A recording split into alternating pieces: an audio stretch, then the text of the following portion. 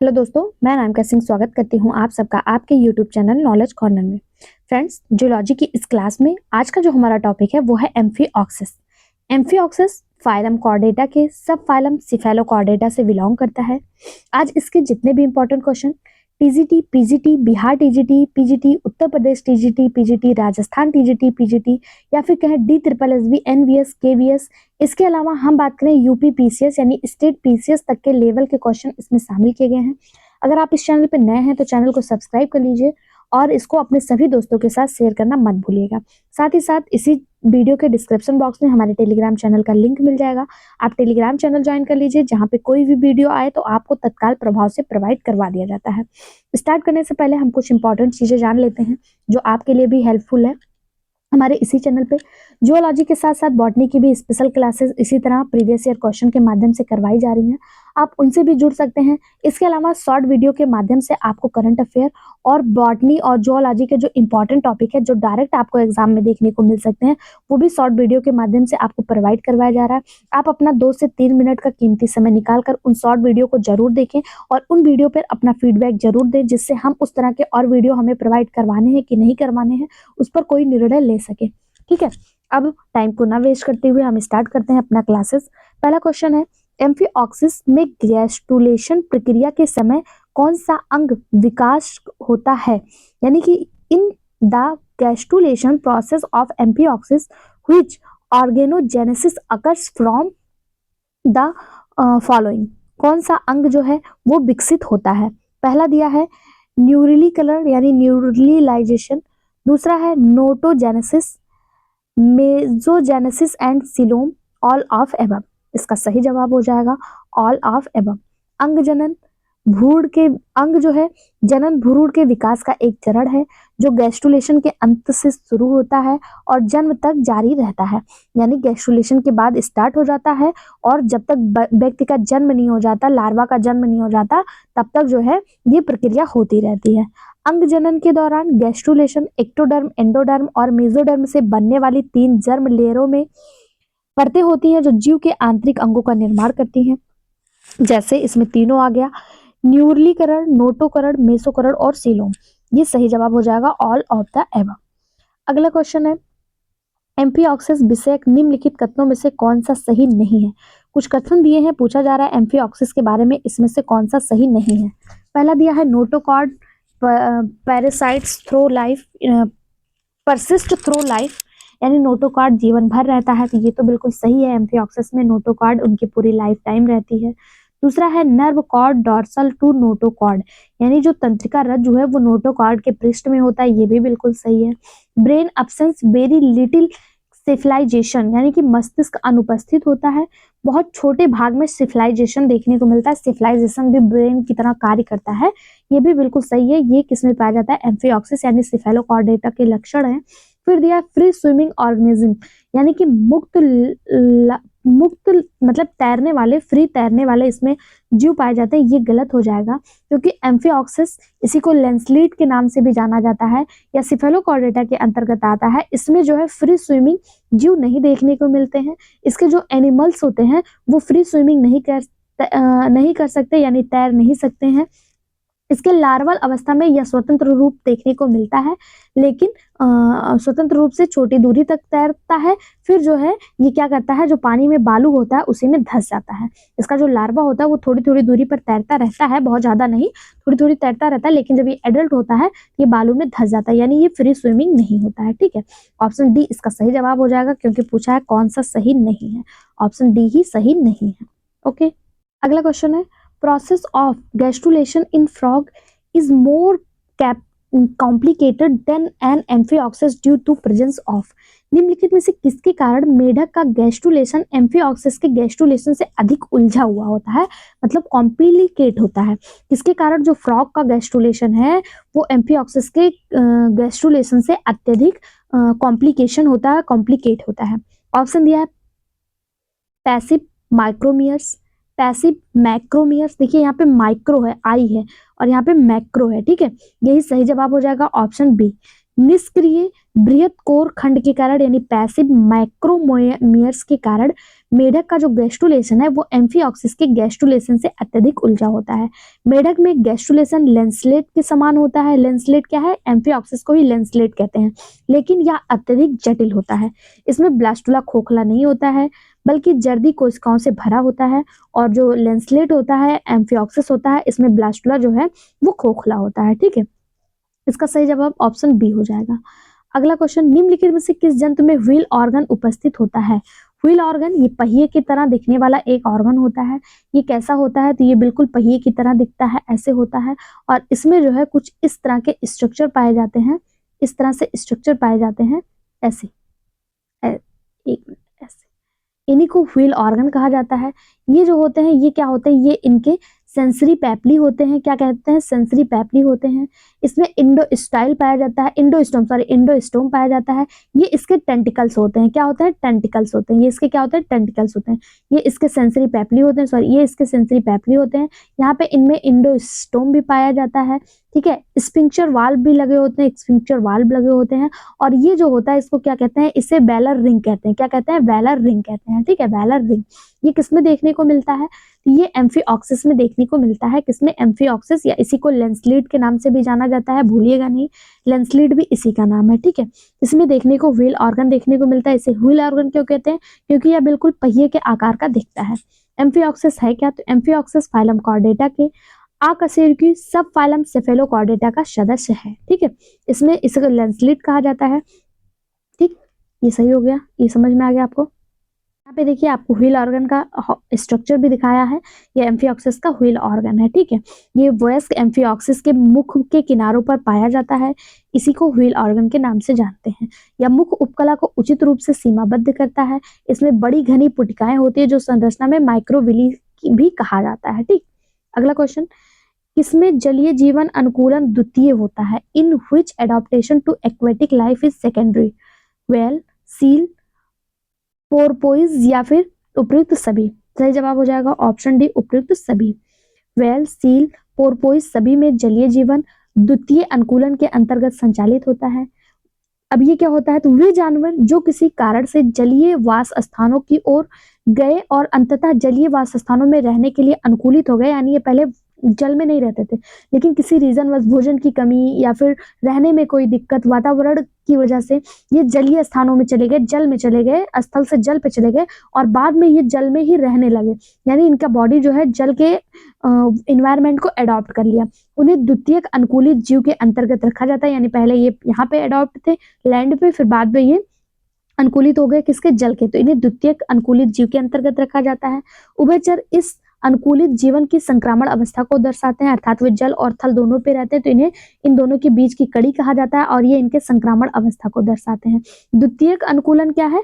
जैसे कोई लैंड से गया और जल में रहने लगा, बाद में वो लौट के लैंड पे आया ही नहीं, तो ये द्वितीयक अनुकूलन हो गया। लेकिन जो एम्फीबियंस होते हैं ये जल में रहते हैं, लैंड पे जाते हैं, लैंड पे रहते हैं, जल में जाते हैं, जल में रहते हैं, लैंड पे आते हैं। इसीलिए इन दोनों के बीच के संक्रामक अवस्था को एम्फीबियंस को इन दोनों के बीच का संक्रामक अवस्था कहा गया। उम्मीद है ये क्वेश्चन आपको अच्छे से समझ में आ गया। कहीं भी कोई भी क्वेश्चन हो, कोई भी कंफ्यूजन हो, बेझिझक कमेंट बॉक्स आपके लिए ओपन है, वहां पे अपना क्वेश्चन जरूर आप करिएगा। मैं पर्सनली आपके हर क्वेश्चन का जवाब भी देती हूँ। कोई कंफ्यूजन हो उसको दूर भी करूंगी, कोशिश करूंगी कमेंट बॉक्स के माध्यम से तत्काल प्रभाव से दूर कर दूं। अगर नहीं हो पाता है तो आपको दूसरे वीडियो में उस क्वेश्चन का जवाब जरूर मिल जाएगा जो आप पूछे रहेंगे। तो कमेंट बॉक्स आपके लिए खुला है, वहां आप अपनी राय, अपने क्वेश्चन, अपने डाउट्स रख सकते हैं। अगला क्वेश्चन है, flying box is a, flying box है क्या है? लोमड़ी, चमगादड़, गिलहरी या मछली? तो सही जवाब हो जाएगा चमगादड़। चमगादड़ जिसे बैट कहते हैं, ये एक स्तनधारी है यानी मैमल्स है। इसके सभी सदस्यों में उड़ने की शक्ति पाई जाती है, इसीलिए इन्हें फ्लाइंग बॉक्स के नाम से जाना जाता है। ठीक है, इनका ये जो होते हैं ये इनमें मैमरी ग्लैंड पाई जाती है, इसलिए ये उड़ते तो हैं लेकिन बर्ड्स के अंतर्गत नहीं आते हैं। किसमें आते हैं? मैमल्स के अंतर्गत रखे जाते हैं। ये चिड़ियों की भांति अंडे नहीं देते हैं, बल्कि ये बच्चों को दूध देते हैं और बच्चे को दूध भी पिलाते हैं, इसीलिए ये किसमें रखे जाते हैं? मैमल्स के अंतर्गत रखे जाते हैं। अगर आपसे एक क्वेश्चन पूछा जाता है सबसे बड़ा चमगादड़ कौन सा है, सबसे बड़े चमगादड़ के अंतर्गत कौन रखा जाता है, तो सबसे बड़ा चमगादड़ जो यही फ्लाइंग बॉक्स है, जिसका जीनस क्या है? जीनस इसका है टेरोपस। टेरोपस जीनस, ये मेडागास्कर और ऑस्ट्रेलिया, इंडोनेशिया में पाया जाता है। और यह जो है सबसे बड़ा चमगादड़ होता है, जिसके सिर सहित शरीर की पूरी लंबाई 40 सेंटीमीटर या इंच में कहें तो 16 इंच होता है। अगला क्वेश्चन है, Which statement is true about the fertilized egg of Amphioxus? Amphioxus के निषेचन अंडे हेतु कौन सा कथन सत्य है? डॉर्सल सर्टेन फ्रॉम नोटोकॉर्ड्स यानी पार्श्व अर्धचंद्राकार नोटोकॉर्ड पाया जाता है। बिल्कुल सही, पहला ही बिल्कुल सही जवाब हो जाएगा कि यह सत्य है कि निषेचित अंडे के लिए कि जब निषेचन की प्रक्रिया होती है तो मतलब ये बिल्कुल सही है, इसमें पार्श्व अर्धचंद्राकार नोटोकॉर्ड पाया जाता है। ठीक है, जो कि एंडोडर्मिस से निकली विशेष कोशिकाओं का द्रव्य होता है। अंडे के पीत की साइटोप्लाज्मिक एंडोडर्म से ये बनते हैं। ऑप्शन ए सही जवाब। अगला क्वेश्चन है, एम्फिऑक्सिस में विदलन प्रतिरूप है, cleavage pattern is amphioxus is. Amphioxus में क्लीवेज का पैटर्न कौन सा है यानी विदलन प्रतिरूप कौन सा है? तो सही जवाब हो जाएगा इसका पहला ही, इक्वल होलोब्लास्टिक। एम्फिऑक्सिस में जो क्लीवेज देखने को मिलता है वो इक्वल होलोब्लास्टिक देखने को मिलता है। होलोब्लास्टिक क्लीवेज माइक्रोलेस्थल और आइसोलेस्थल एग में पाया जाता है। असमान होलोब्लास्टिक मत्स्य यानी कि मछली और एम्फीबियंस में पाए जाते हैं। और मीरोब्लास्टिक क्लीवेज ये पक्षी और मछली दोनों में देखने को मिलते हैं। ठीक है, बाकी इक्वल होलोब्लास्टिक किस में देखने को मिलते हैं? तो ये माइक्रोलेस्थल और आइसोलेस्थल एग में देखने को मिलते हैं। ऑप्शन ए इसका सही जवाब हो जाएगा। अगला क्वेश्चन है, हृदय अनुपस्थित होता है यानी हार्ट किसमें अनुपस्थित होता है? हार्डमानिया में, ब्रैंकियोस्टोमा में, पायरोमाइजिन में या फिर मिक्सिन में। तो हार्डमानिया में हम लोगों ने देखा था इसमें 2 साइनोएट्रियल नोड यानी पेसमेकर पाए गए थे, तो इसमें हार्ट तो प्रेजेंट था, हमने डायग्राम के माध्यम से आपको दिखाया था। उसके अलावा ब्रोंकियोस्टोमा का रक्त परिसंचरण बंद प्रकार का होता है यानी क्लोज टाइप का होता है, और इसी में जो होता है हार्ट जो है वो अनुपस्थित होता है। इसमें हृदय की संरचना नहीं होती है, अतः रक्त जो है वो समोनी नलिका संकुचनशील तथा मांसल द्वारा एक जगह से दूसरी जगह प्रवाह करता है। इसके रक्त में किसी प्रकार का रमा पदार्थ नहीं पाया जाता है, यानी कोई भी ब्लड पिगमेंट नहीं पाया जाता है। ऑप्शन बी इसका सही जवाब हो जाएगा। अगला क्वेश्चन, एम्फिऑक्सिस के उत्सर्जी अंग निम्नलिखित में से किस प्रकार के होते हैं? उत्सर्जी अंग के बारे में सारी चीजें मैंने आपको हार्डमानिया वाले टॉपिक में बहुत अच्छे से बताया है कि किसमें कौन सा उत्सर्जी अंग पाया जाता है। अगर आपने वो टॉपिक नहीं देखा है, वो वीडियो नहीं देखा है, तो हमारे इसी चैनल पे वो वीडियो भी आपको मिल जाएगा, उसे जरूर देखें। वहां पे आपके स्केलेटरी ऑर्गन के सारे टॉपिक बहुत अच्छे से क्लियर हो जाएंगे। यहाँ पे आपको एम्फिऑक्सिस का उत्सर्जी अंग के विशेषता पूछा है। पहला दिया सोलेनोसाइट और समान होता है इकानोडर्मेटा से, यानी इसका जो सोलेनोसाइट है वो इकानोडर्मेटा के समान होता है, ये गलत हो जाएगा। एम्फिऑक्सिस का जो सोलेनोसाइट होता है वो इकानोडर्मेटा के नहीं बल्कि एनिलिडा से संबंधित होता है, एनिलिडा के इक्वल होता है। ठीक है, सोलेनोसाइट प्रोटोनिफ्रीडिया दर्शाता है और यह एनिलिडा के संबंधित होता है। ऑप्शन बी इसका सही जवाब हो जाएगा, ये गलत हो जाएगा। हम लोगों ने देखा था एनिलिडा में नेफ्रीडिया पाया गया था 3 प्रकार का, फेरेंजियल नेफ्रीडिया, टेंग्यूमेंट्री और सेप्टल नेफ्रीडिया। और जो एम्फिऑक्सिस है इसका जो क्या कहते हैं सोलेनोसाइट्स है, ये नेफ्रीडिया के एनिलिडा के नेफ्रीडिया के समान होता है। या फिर आप ऐसा कह सकते हैं इसमें एक और विशेषता है, इसका जो प्रोटोनेफ्रीडिया होता है एम्फिऑक्सिस का, ये फ्लैम सेल के समान होता है। फ्लैम सेल किसमें देखने को मिला था आपको? फ्लैम सेल आपको प्लेटीहेल्मिन्थेस में देखने को मिला था। फ्लैम सेल को ही प्रोटोनेफ्रीडिया कहा जाता है। अगर पूछा जाए कि प्रोटोनेफ्रीडिया और किसमें पाया जाता है तो वो प्लेटीहेल्मिन्थेस में पाया जाता है। यहाँ पे बात की जा रही है इसमें पाए जाने वाले सोलेनोसाइट्स की। सोलेनोसाइट्स इसमें किसके समान होते हैं? तो ये एनिलिडा के समान होते हैं। ठीक है, इसके समान एनिलिडा के। ऑप्शन बी इसका सही जवाब हो जाएगा। अगला क्वेश्चन, वेलम पाया जाता है। वेलम हमने आपको एम्फिऑक्सिस में भी बताया था। वेलम आपका एम्फिऑक्सिस और सिफेलोकॉर्डेटा दोनों में ही देखने को मिलता है, यानी यूरिकॉर्डेटा और सिफेलोकॉर्डेटा दोनों में ही देखने को मिलेगा। इसका सही जवाब हो जाएगा। हार्डमानिया किसका एग्जांपल है? ये यूरोकॉर्डेटा का है। एम्फिऑक्सिस किसका है? सिफेलोकॉर्डेटा का। ब्रैंकियोस्टोमा ये भी सिफेलोकॉर्डेटा का, यानी इसमें दोनों में ही देखने को मिलेगा, ए और बी दोनों में ही देखने को मिलेगा। हार्डमानिया में एक मिनट यहाँ पे बेलम पूछा है, बेलम। वहां पे हम लोगों ने बेलमन देखा था, बेलम देखा था, यहाँ पे बेलम पूछा है। ठीक है, ये ब्रैंकियोस्टोमा जिसे एम्फिऑक्सिस या लैंसलीट कहते हैं, दोनों में देखने को मिलेगा। ठीक है, इसका सही जवाब हो जाएगा ऑप्शन डी, 1 और 2 दोनों। हार्डमानिया में नहीं, हार्डमानिया में हम लोगों ने कौन सा स्ट्रक्चर देखा था? हार्डमानिया में हम लोगों ने बेनिडियम देखा था। मुझे भी थोड़ा सा कंफ्यूजन हो गया, माफ करिएगा। हार्डमानिया में हम लोगों ने क्या देखा था? हार्डमानिया में हम लोगों ने देखा था बेनिडियम, डियम, वेनिडियम देखा था, बर्नीडियम देखा था, ये हर्डमानिया में पाया गया था जो इसके ब्लड पिगमेंट के रूप में था, रिस्पिरेटरी पिगमेंट के रूप में था। बाकी बेलम जो है ये एम्फिऑक्सिस और ब्रांकियोस्टोमा को ही लेंसलीट के नाम से भी जाना जाता है, इसमें देखने को मिलता है। पश्च भाग में वेस्टिबुलर वृत्ताकार रिंग जैसी वर्टिकल मेम्ब्रेन से जुड़ा होता है जिसे वेलम कहा जाता है, ठीक है। ये इसके व्हील ऑर्गन में देखने को मिलता है। अगला क्वेश्चन देखते हैं, कथन और कारक से है। पहला है ब्रांकियोस्टोमा लार्वा में असिमेट्री होती है, यानी कि एसिमेट्रिकल होते हैं, बट एडल्ट इज सिमेट्रिकल, यानी कि ब्रांकियोस्टोमा के जो लार्वा होते हैं वो एसिमेट्रिकल होते हैं, बिल्कुल सही बात है।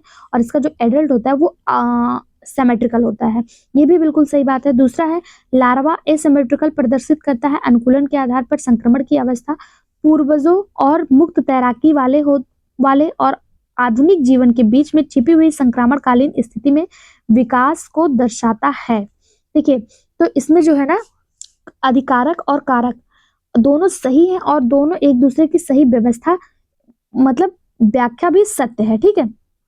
इसका सही जवाब हो जाएगा ए और बी दोनों सही है और इनकी व्याख्या भी सत्य है। आपको क्वेश्चन दिखा नहीं, लार्वा एसिमेट्रिकल होता है, reflex and adaptation to a transitional condition between in pelagic free swimming ancestral life and is in burrowing life of the modern adult.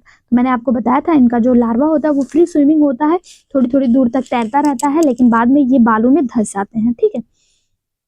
अगला क्वेश्चन है, एम्फिऑक्सिस में पाई जाने वाली गुहिका है, यानी कि जो एम्फिऑक्सिस में सिलोम पाया जाता है वो कैसा पाया जाता है?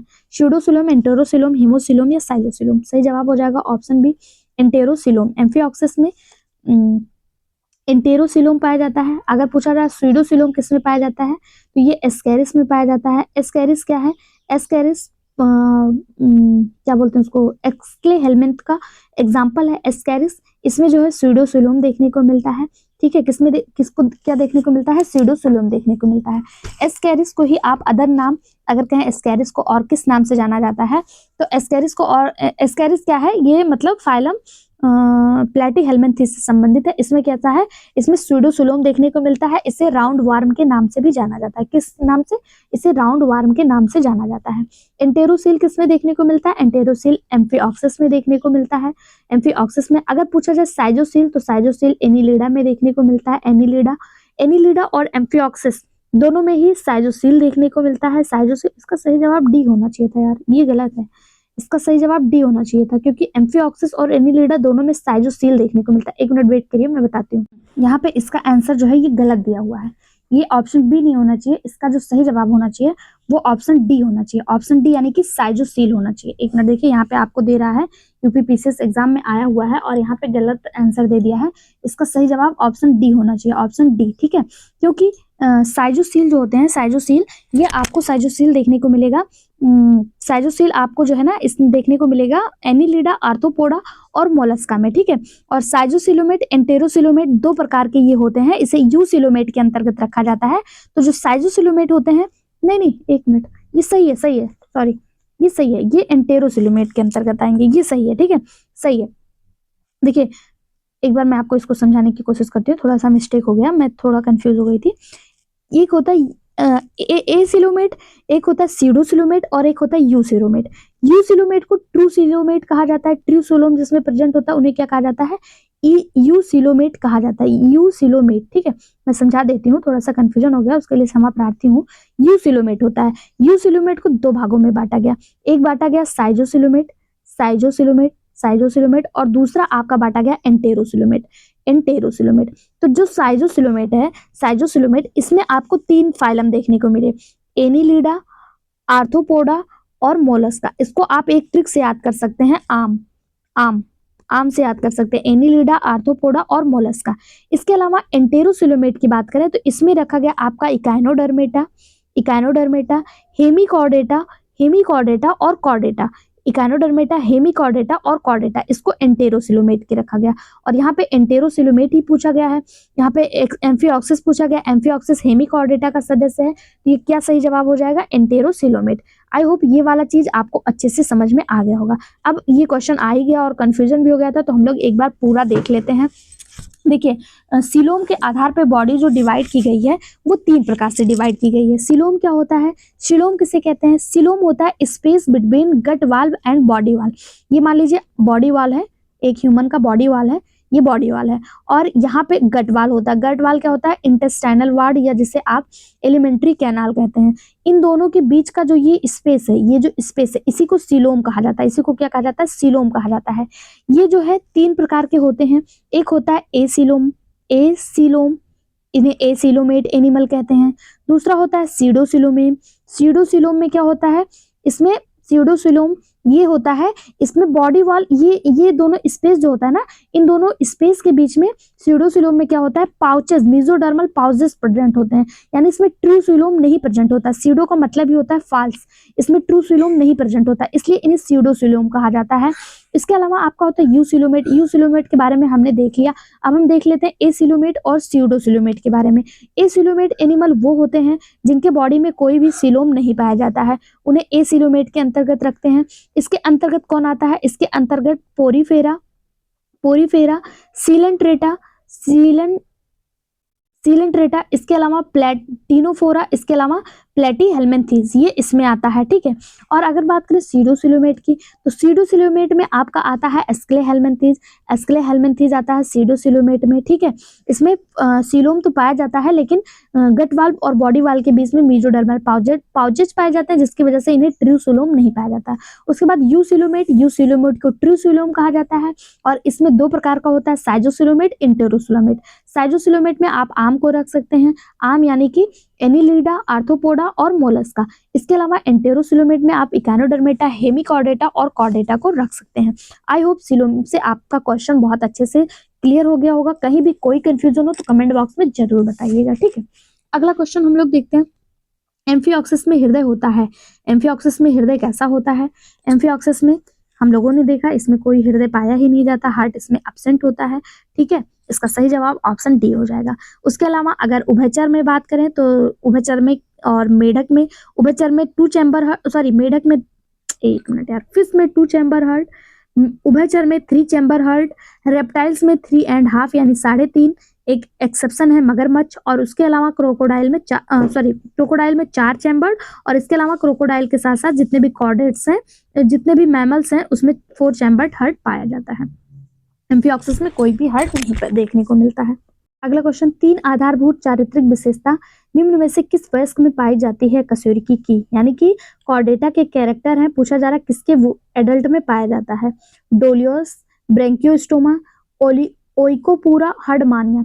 सही जवाब हो जाएगा ऑप्शन बी, ब्रेंकियोस्टोमा। ब्रेंकियोस्टोमा ये सब फाइलम सिफेलोकॉर्डेटा के अंतर्गत आता है। इसमें कॉर्डेटा के समान लक्षण पाए जाते हैं, जैसे इसमें नर्व कार्ड पूरी लाइफ रहता है, डॉर्सल हॉलो नर्व कार्ड उपस्थित रहता है, और इसमें सोलेनोसाइट्स यानी कि उत्सर्जी अंग के रूप में सोलेनोसाइट्स जो है वो प्रोटोनिफ्रिडिया के समान पाया जाता है। इनका रुधिर श्वसन, मतलब इनके रुधिर में श्वसन पिगमेंट यानी रिस्पिरेटरी पिगमेंट भी मौजूद होता है। इनमें एक चीज होता है कि इनमें जो हार्ट होता है वो अनुपस्थित होता है, लेकिन इनमें ब्लड सर्कुलेशन सिस्टम जो है वो प्रेजेंट होता है। तो ऑप्शन बी इसका सही जवाब हो जाएगा। 3 लक्षण कौन से थे हमने आपको बता दिया।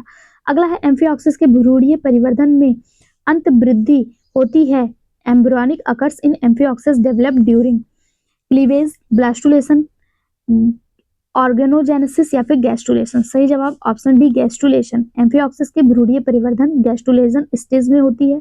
एम्फिऑक्सिस में गैस्ट्रुलेशन द्विस्तरीय होता है, निषेचन के बाद जाइगोट बनाता है, क्लीवेज के फलस्वरूप ब्लास्टुला बनाता है। ठीक है, या एक स्तरीय होता है। ब्लास्टुला अवस्था का प्राइमरी जर्म लेयर के साथ कोशिकाओं में पुनर्व्यवस्थापन से गैस्ट्रुला का निर्माण होता है। गैस्ट्रुलेशन के दौरान एम्ब्रियोनिक प्रक्रिया में मेसोडर्म तथा एंडोडर्म की कोशिकाओं में मार्फोजेनेटिक गति यानी मार्फोजेनेटिक मूवमेंट देखने को मिलता है। सही जवाब ऑप्शन डी हो जाएगा। अगला एम्फिऑक्सिस संबंधित है, तो किससे संबंधित है? हम लोग को पता है एम्फिऑक्सिस सिफेलोकॉर्डेटा से संबंधित है। यूरोकॉर्डेटा से कौन है? हर्डमानिया है, इसके बारे में हम लोग इसके पहले की वीडियो में पढ़ चुके हैं। वर्टिब्रेटा में फिशेज हो गए, एम्फीबियंस हो गए, रेप्टाइल्स हो गए, मैमल्स हो गए और बर्ड्स हो गए, ये सारे वर्टिब्रेटा में आते हैं। और हेमिकॉर्डेटा में क्या आता है? हेमिकॉर्डेटा में एनिमल जो आता है वो ब्लेनोग्लॉसस होता है, जिसे टंग वार्म के नाम से भी जाना जाता है। किस नाम से? टंग वार्म के नाम से जाना जाता है, ब्लेनोग्लॉसस। ठीक है, अगला क्वेश्चन देखते हैं, निम्नलिखित में से कौन कॉर्डेट है परंतु कशेरुकी नहीं, यानी कॉर्डेट है लेकिन कशेरुकी नहीं है? कतला, हिप्पोकैम्पस, हेमिडेक्टाइल्स या फिर एम्फीऑक्सिस? इसका सही जवाब हो जाएगा ऑप्शन डी, एम्फीऑक्सिस। एम्फीऑक्सिस सजीव है, कॉर्डेट्स है, लेकिन ये कशेरुकी नहीं है। कैसे कॉर्डेट्स है लेकिन कशेरुकी नहीं, इसका क्या मतलब है? ये उपफाइलम सिफेलोकॉर्डेटा के अंतर्गत आता है। ठीक है, फाइलम कॉर्डेटा जो है इसको 4 उपफाइलम में बांटा गया है। एक है हेमिकॉर्डेटा जिसके अंतर्गत ब्लाइनोग्लासेस आता है, दूसरा है यूरोकॉर्डेटा जिसके अंतर्गत हर्डमानिया पाइस्रोसोमा आता है, तीसरा है सिफेलोकॉर्डेटा जिसके अंतर्गत ब्रैंकियोस्टोमा और एम्फीऑक्सिस आता है जिसकी हम लोग बात कर रहे हैं, चौथा है कशेरुकी यानी कॉर्डेटा जिसे जो है वर्टिब्रेट्स कहते हैं। वर्टिब्रेट्स में आपको पिसीज, एम्फीबियंस, रेप्टाइल्स और बर्ड्स देखने को मिल जाएगा। ठीक है, यहाँ पे समझ में आ गया आपको? तो कौन सा जो है ये कॉर्डेट है बट वर्टिब्रेट नहीं है। वर्टिब्रेट और इनवर्टिब्रेट होता है। वर्टिब्रेट है, कॉर्डेट तो है लेकिन वर्टिब्रेट नहीं, यानी इसमें नोटोकॉर्ड तो प्रेजेंट है, नोटोकॉर्ड प्रेजेंट है, लेकिन इसमें रीढ़ की हड्डी नहीं पाई गई। रीढ़ की हड्डी किसमें नहीं पाई गई? इसमें नोटोकॉर्ड जीवन पर्यंत रहता है, ये रीढ़ की हड्डी के रूप में विकसित नहीं हो पाता है। किसमें? एम्फीऑक्सिस में। ऑप्शन डी इसका सही जवाब हो जाएगा। समझ में आ गया होगा इसका कहने का क्या मतलब है? कॉर्डेटा है मतलब इसमें नोटोकॉर्ड प्रेजेंट है, लेकिन वर्टिब्रेट नहीं है। वर्टिब्रेट की क्या विशेषता होती है? इसमें बैकबोन पाया जाता है। ये जो नोटोकॉर्ड है ये जब डेवलप्ड एनिमल लार्वल अवस्था से एडल्ट में आता है तो नोटोकॉर्ड डेवलप्ड होकर वर्टिब्रेट में चला जाता है, ये चीज इसमें नहीं पाया गया है। ठीक है, इसमें एम्फीऑक्सिस इसका सही जवाब हो जाएगा। अगला क्वेश्चन, एम्फीऑक्सिस का एग है यानी अंडाणु है, एम्फीऑक्सिस का जो एग है, एग ऑफ एम्फीऑक्सिस वो कैसा होता है? एलेस्थल, माइक्रोलेस्थल, मीसोलेस्थल या फिर पॉलीलेस्थल? सही जवाब हो जाएगा इसका एग जो है वो माइक्रोलेस्थल होता है एम्फीऑक्सिस का। ठीक है, इसका सही जवाब माइक्रोलेस्थल हो जाएगा। एग को भी उनके योग के आधार पे दो भागों मतलब कई प्रकार से एग को बांटा गया, उनके योग के मात्रा के आधार पे बांटा गया, उनके योग के वितरण के आधार पे, यानी कि उनका जो योग है उसमें कितनी मात्रा है या फिर वो कहाँ कहाँ प्रेजेंट है, इस आधार पे इसको कई भागों में बांटा गया। एक बार हम लोग देख लेते हैं। जैसे देखिए योग के मात्रा के आधार पे यानी on the basis of amount of योग, अमाउंट के आधार पे अगर हम बांटें तो एलेसिथल किसका होता है? मनुष्य का होता है एलेसिथल। उसके बाद सिलेंट्रेट्स और यूथेरियन का होता है माइक्रोलेस्थल और ऑलिगोलेस्थल। उसके बाद माइक्रो या मेगालेस्थल जो होता है, मेगालेस्थल या पॉलीलेस्थल किसका होता है? कीट का, रेप्टाइल्स का, बर्ड का और प्रोथेरियन का। और मीजोलेस्थल किसका होता है? एम्फीबियंस का होता है। इसके अलावा अगर हम योग के स्थिति के आधार पर बांटें कि योग कहाँ पे प्रेजेंट है तो आइसोलेस्थल या होमोलेस्थल के अंतर्गत एलेस्थल व माइक्रोलेस्थल को रखा गया। एलेस्थल और माइक्रोलेस्थल में कौन है? ह्यूमन है, सिलेंट्रेट है और यूथेरियंस है। इसके अलावा टीलोलेस्थल, इसके अंतर्गत मीजोलेस्थल और मेगालेस्थल को रखा गया। मीजोलेस्थल और मेगालेस्थल में कौन है? कीट है, रेप्टाइल्स है, बर्ड है और प्रोथेरियन है। इसके अलावा सेंट्रोलेस्थल के अंतर्गत कीट के मेगालेस्थल में पाए जाते हैं। ठीक है, इसके अलावा सेल्ड के आधार पर बांटा गया है। सेल्ड के आधार पे यहाँ पे देखिए सिलोडोइक और नॉन सिलोडोइक। सिलोडोइक कौन है? चिड़िया यानी कि रेप्टाइल्स और प्रोथेरियंस, और नॉन सिलोडाइल्स या एम्फीबियंस और बीबी पैरस स्तनधारी होते हैं। बीबी पैरस क्या होते हैं? बीबी पैरस जो बच्चे को जन्म देते हैं, ओबी पैरस जो अंडे को जन्म देते हैं। ठीक है, यहाँ पे आपको देखने को हर चीज मिल गया। अगला क्वेश्चन देखते हैं। अगला क्वेश्चन है 2 layer gastrula is found in, तो प्रत्येक गैस्ट्रुला पाया जाता है एम्फीऑक्सिस, फ्रॉग, चिकन या रैबिट? जवाब हो जाएगा इसका ऑप्शन ए, एम्फीऑक्सिस। एम्फीऑक्सिस में 2 लेयर गैस्ट्रुला देखने को मिलता है। निषेचन के बाद जाइगोट बनाता है जिसके विदलन यानी क्लीवेज के फलस्वरूप ब्लास्टुला बनता है। ठीक है, ऑप्शन ए इसका सही जवाब हो जाएगा। अगला क्वेश्चन देखते हैं। हैशटैग नेफ्रीडिया पाई जाती है, मोस्ट इंपॉर्टेंट क्वेश्चन, इसे स्टार मार्क करिएगा। पीजीटी बायोलॉजी में आया हुआ क्वेश्चन है कि हैशटैग नेफ्रीडिया किस में पाया जाता है? तो हैशटैग नेफ्रीडिया जो है ये एम्फीऑक्सिस में देखने को मिलता है। ऑप्शन डी इसका सही जवाब हो जाएगा। ये इसका उत्सर्जी अंग है जिसके द्वारा नाइट्रोजन युक्त उत्सर्जी पदार्थ बाहर निकाला जाता है। हैशटैग नेफ्रीडियम किसमें होते हैं? तो ये एम्फीऑक्सिस में होते हैं। इसकी 90 जोड़ियां एम्फीऑक्सिस में पाई जाती है। अगर पूछी जाए कि हैशटैग नेफ्रीडिया की कितनी जोड़ी एम्फीऑक्सिस में पाई जाती है तो 90 जोड़ी, ये 90 पेयर हैं। अगर इनको खोल दिया जाए तो 180 हो जाएंगे। कितने नेफ्रीडिया, हैशटैग नेफ्रीडिया पाए जाते हैं? 180। कितने पेयर पाए जाते हैं? 90 पेयर। इस बात का ध्यान देना है आपको। ठीक है, ये 3 प्रकार की होती हैं और गिल दरारों के ऊपर होती हैं। ठीक है, गिल स्लिट्स के ऊपर पाई जाती हैं। और ये निकालती क्या है? तो ये नाइट्रोजनस युक्त अपशिष्ट पदार्थों को शरीर से बाहर निकालती हैं। यहाँ पे आपको डायग्राम दिखाया गया हैशटैग नेफ्रीडिया का। ये देखिए, ये हैशटैग नेफ्रीडिया का आपके सामने डायग्राम दिखाया गया। और ये किस में पाया जाता है?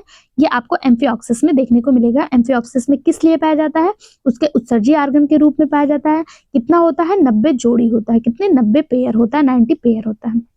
अगला क्वेश्चन, एम्फिऑक्सिस में मायोटोम की कुल लगभग कितनी संख्या है? एम्फिऑक्सिस में मायोटोम की संख्या 40, 50, 60 या 70। अब यहाँ पे मायोटोम की संख्या पूछ लिया है, ठीक है, तो इसका सही जवाब हो जाएगा ऑप्शन सी 60। कितना?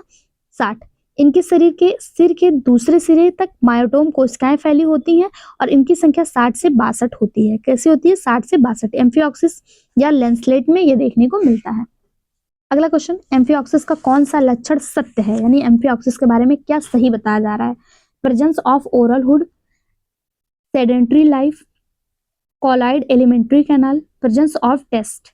कौन सा सत्य है? यहाँ पे सत्य बताना है। सही जवाब हो जाएगा ऑप्शन एम्फिऑक्सिस में ओरल हुड पाया जाता है। ओरल हुड का निर्माण धड़ के अग्र छोर से पृष्ठ व पार्श्व के उभारों के द्वारा होता है। इसके अंतर्गत बक्कल सिरी, वेस्टिबुलर व व्हील ऑर्गन प्रेजेंट होते हैं। ठीक है, ओरल में हमने देखा था व्हील ऑर्गन पाए जाते हैं जिसमें कुछ टेंटिकल्स वगैरह दिखाई दिए थे। इसका सही जवाब ऑप्शन ए हो जाएगा। अगला क्वेश्चन, ब्रैंकियोस्टोमा पर डिम्बाणु जनक कोशिकाओं को कहते हैं। The oocyte on Branchiostoma are said to be ओलिगोलेस्थल, क्लीडोइक, मेगालेस्थल या फिर हाइपोलेस्थल। इसका सही जवाब हो जाएगा ऑप्शन ए ओलिगोलेस्थल।